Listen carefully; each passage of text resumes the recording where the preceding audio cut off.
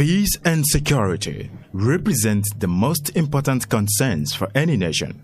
Nigeria, being a leading country on the African continent, is not left out on the quest for achieving peace and security. This concern is also imperative in other African and European states. The number of violent conflicts in Africa pose political and socio-economic threats not only to the African region but to the European Union.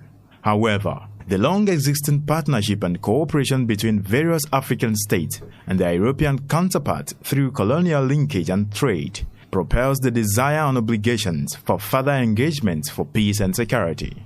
Under this shared dream, the enthronement of peace and security is one of the fundamental areas of cooperation acknowledged under the Africa-European Union Partnership formed in 2007 in Lisbon, Portugal.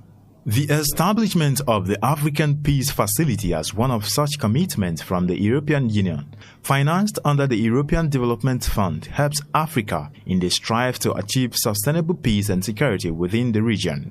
The European Union in March 2019 hosted some members of civil society organizations across West Africa to participate in a workshop titled "The Right to Peace in West African States." This is part of effort to curb insecurity and threats to human lives in both Africa and the European Union.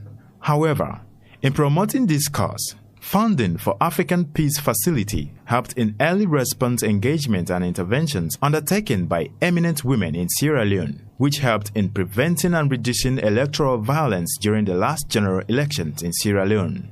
Also, funding of the Economic Community of West African State Mission in Gambia, established in 2017 after the regime of President Yahya Jammeh, forges the effort of reduction in the rate of conflict and violence. Funding for the contributory soldiers from Nigeria, Senegal and Ghana came from African Peace Facility, and their presence brought stability to the government of President Adama Barrow.